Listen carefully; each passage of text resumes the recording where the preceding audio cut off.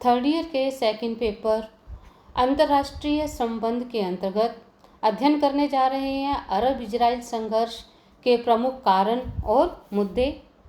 जब हम अरब इजराइल संघर्ष की बात करते हैं तो अरब इजराइल संघर्ष ने पश्चिमी एशिया की राजनीति को इस हद तक प्रभावित कर रखा है कि पश्चिमी एशिया आज आतंक, अशांति और अराजकता का पर्यायवाची बनकर रह गया है। पश्चिमी एशिया, जिसे मध्य पूर्व भी कहते हैं, अंतर्कलह का घर बना हुआ है। अरब राष्ट्रों का अंतर्कलह, लेबनान का गृह युद्ध, इराक व ईरान संघर्ष, खाड़ी युद्ध और इसके साथ साथ अरबों के साथ इजराइल की नित्य युद्ध भरी सूचनाओं ने पिछले कई दशकों से पश्चिमी एशिया को हिलाकर रखा हुआ है। तो आज हम इस लेक्चर में यह जानने का प्रयास करेंगे कि अरब इजराइल संघर्ष के पीछे कौन कौन से कारण उत्तरदायी हैं। क्या कारण है कि अरब इजराइल संघर्ष ने पश्चिमी एशिया की राजनीति को एक लंबे समय तक प्रभावित करके रखा हुआ है। यदि हम अरब इजराइल संघर्ष की बात करते हैं तो इस संघर्ष का मूल कारण है इजराइल का जन्म। देखिए, फिलिस्तीन समस्या और इजराइल का जन्म इस संघर्ष का मूल है। 1948 में अरब व इजराइल ये दो राज्यों में विभक्त हो चुका था। यानी कि पहले जो इजराइल, हिब्रू, क्रूसेडर, मामलुक, तुर्क, अरबों व अंग्रेज़ों के अधीन रहकर ये प्रांत 1948 में जब अंग्रेज़ों ने अपना आधिपत्य छोड़ा तो इसको अरब और इजराइल दो राज्यों में विभक्त कर दिया था। लेकिन इसमें फिलिस्तीन का जो हृदय स्थल था यरूशलेम एक ऐसा धार्मिक स्थल है जो यहूदी, ईसाई व मुसलमानों के लिए सबसे बड़ा धार्मिक केंद्र रहा है। और इस धार्मिक केंद्र के कारण अरब और इजराइल हैं, इनमें कभी भी मित्रता नहीं रही है और ये हमेशा से संघर्षरत रहे हैं। यानी कि जब से अरब और इजराइल ये दो भागों में बंटा है, तब से या हम कहें फिलिस्तीन और इजराइल ये दो भागों में बंटा है, तब से अरब और इजराइल निरंतर आज तक संघर्ष के दौर से गुजर रहे हैं। तो इस अरब इजराइल संघर्ष के लिए कौन कौन से कारण उत्तरदायी हैं, तो उनको हम कुछ प्रमुख बिंदुओं के माध्यम से समझ सकते हैं। जो पहला बिंदु आता है वो है सीमा विवाद। देखिए, अरब इजराइल संघर्ष का जो मूल कारण है वो सीमा विवाद है। जो इजराइल है उसने लेबनान, पूर्व में सीरिया और जॉर्डन तथा दक्षिण पश्चिमी में मिस्र के ये अरब राज्यों से ये घिरा हुआ है। अरब राज्य हैं वो इजराइल के हमेशा से विरोधी रहे हैं।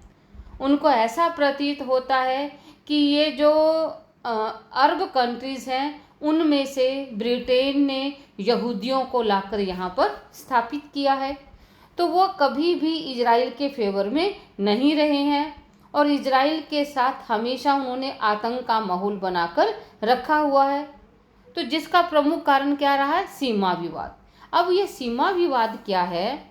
जब अरब और फिलिस्तीन और इजराइल के बीच जब सीमाओं का विभाजन हुआ तो इजराइल ने अपनी सीमाएं बहुत हद तक विस्तृत कर ली हैं। अब इनको ऐसा लगता है कि जो इजराइल है वो अपने आप को उसी सीमा तक रखे जहां तक वो सीमा इनकी डिसाइड की गई थी। लेकिन अब ये जो अरब राज्य हैं वो ये समझने लगे हैं कि जब तक इजराइल का अंत नहीं हो जाता तब तक 1947 में संयुक्त राष्ट्र संघ द्वारा स्वीकृत विभाजन में वो इजराइल रहने वाला नहीं है। इजराइल निरंतर अपनी सीमाओं का विस्तार करता रहेगा और आज भी इजराइल के अधीन ऐसी बहुत सारी सीमा है जो पहले कभी अरब देशों के पास थी। अब जो अरब देश है वो उन सीमा को या उस भूमि को वापस लेना चाह रहे हैं। इजराइल वो भूमि वापस नहीं कर रहा है। तो ये सीमा विवाद अरब इजराइल संघर्ष का मूल कारण बना हुआ है। इसके अतिरिक्त जो प्रमुख दूसरी समस्या है वो है शरणार्थियों की समस्या, क्योंकि जैसे जैसे इजराइल अपनी सीमाओं का विस्तार करता रहा वैसे वैसे जो फिलिस्तीन के लोग थे या जो अन्य अरब कंट्रीज़ के लोग थे वो घर से बेघर हो गए। वो शरणार्थियों के रूप में अपना जीवन यापन कर रहे थे और ये जो अरब शरणार्थी के रूप में पड़ोसी राज्यों में अत्यंत दयनीय अवस्था में रह रहे थे और इजराइल तथा अरब राज्यों में ये तनातनी का कारण बने हुए हैं। अब ये शरणार्थी ऐसे हैं जिन्हें ना तो इजराइल वापस लेना चाहता है और ना ही अरब राज्य इन्हें अपने राज्यों में बसाने के इच्छुक है।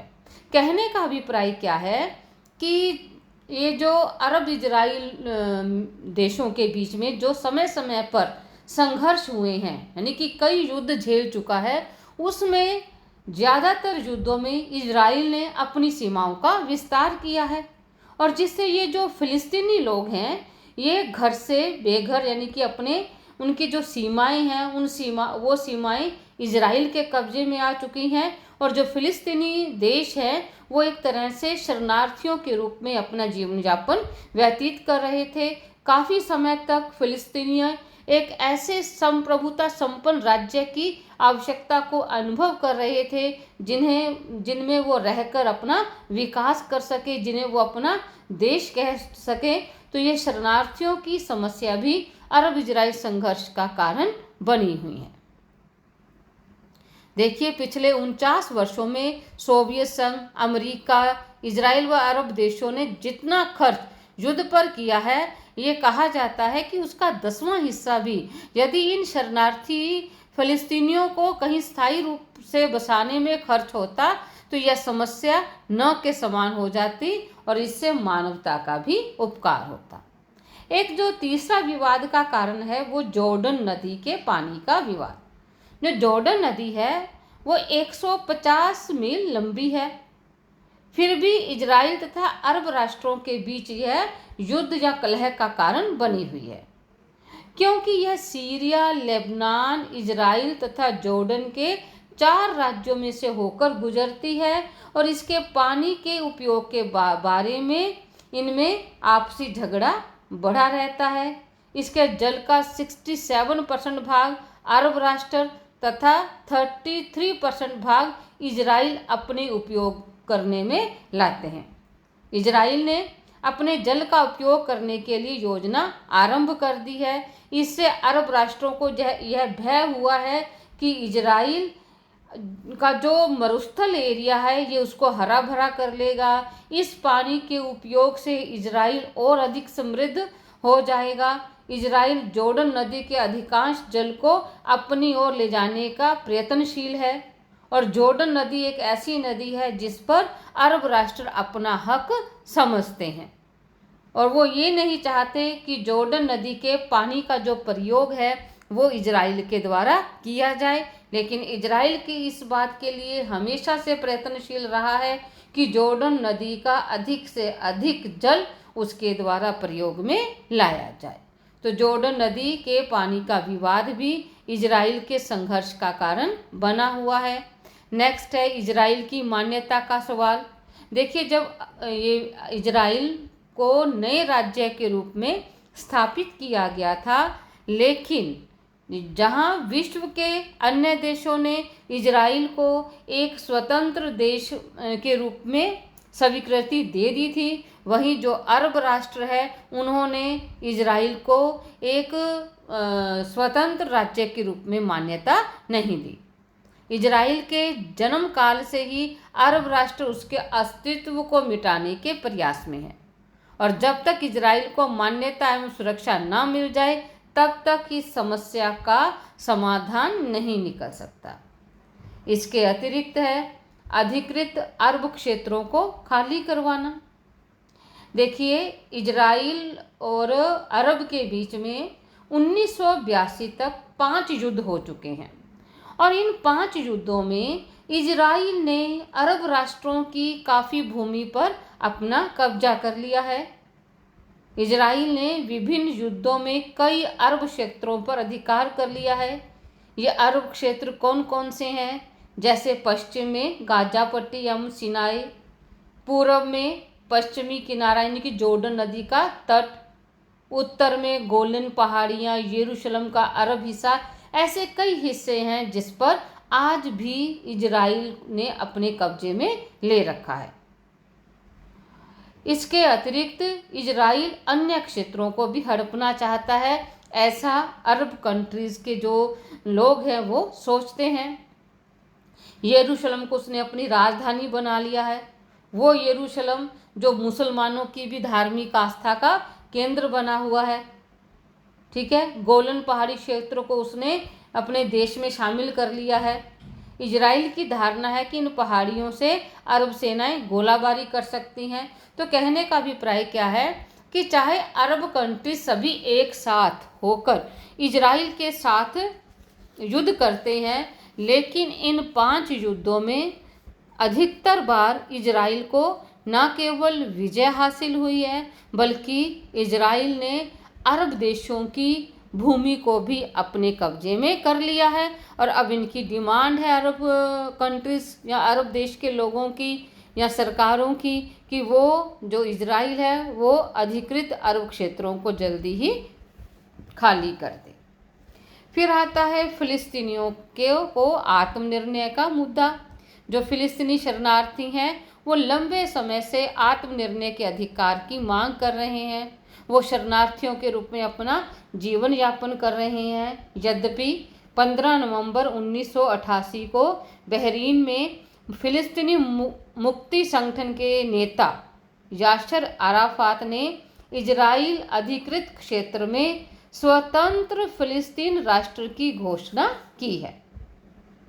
यानी कि जो लोग अभी तक एक शरणार्थी के रूप में जीवन यापन कर रहे थे, उन्हें एक स्वतंत्र फिलिस्तीनी राष्ट्र प्राप्त हुआ है।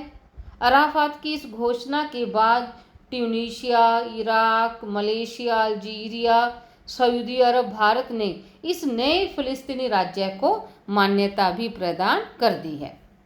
तो जो अब तक फिलिस्तीनी एक नए राज्य की निर्माण करना चाहते थे, लेकिन जिसे इजराइल स्वीकार नहीं कर रहा था, लेकिन आज फिलिस्तीनी राज्य की घोषणा हो चुकी है, पर उसको वो एक स्वतंत्र देश कह लीजिए या एक ऐसा देश जो स्वाभिमानपूर्ण तरीके से अपने नागरिकों के विकास में योगदान दे सके, ऐसी भूमिका अदा करने की अभी भी नहीं है। नेक्स्ट आता है इजरायली बस्तियों को हटाने की समस्या। तो इस इजराइल द्वारा जो अधिकृत अरब क्षेत्र हैं उसमें अनेक यहूदी बस्तियां बन चुकी हैं, और जो अरब कंट्रीज़ के लोग हैं वो क्या चाह रहे हैं कि इन यहूदी बस्तियों को वहां से हटाया जाए। ये बस्तियां अंतर्राष्ट्रीय कानून के प्रतिकूल हैं। यहूदी बस्तियों को बसाकर इजराइल वास्तविकता के तर्क को जन्म देना चाहता है। इन अधिकृत क्षेत्रों में अरबों की स्थिति दयनीय है। वो अपनी ही धरती में एक प्रदेशी की भांति जीवन जी रहे हैं। तो ये सब कारण थे जो अरब इजराइल के बीच में संघर्ष का कारण बने हुए हैं। लेकिन वर्तमान समय में अमेरिका की मध्यस्थता के फलस्वरूप अरब इजराइल संघर्ष काफ़ी हद तक सुलझने के मोड़ पर है। ठीक है, अमेरिका का पूरा प्रयास है कि अरब इजराइल संघर्ष खत्म हो जाए। अब इजराइल भी स्वतंत्र फिलिस्तीन राष्ट्र को सशर्त समर्थन देने के लिए तैयार है। इजरायली प्रधानमंत्री बेंजामिन नेतन्याहू ने पश्चिमी एशिया में 2 राष्ट्रों के निर्माण के प्रस्ताव का 14 जून 2009 को पहली बार समर्थन भी किया था। तो कहने का अभिप्राय क्या है कि आज फिलिस्तीन को एक स्वतंत्र राष्ट्र का दर्जा मिल चुका है। फिलिस्तीन को संयुक्त राष्ट्र में भी पर्यवेक्षक राज्य का दर्जा बना हुआ है, लेकिन आज भी फ़लस्तीन और इजराइल राष्ट्र के बीच में मित्रता नहीं है। दोनों देश एक दूसरे को संदेह की दृष्टि से देख रहे हैं, लेकिन अब वर्तमान समय में ये देश युद्ध की स्थिति में नहीं है। अमेरिका की मध्यस्थता के फलस्वरूप इन देशों में शांति व्याप्त है। धन्यवाद।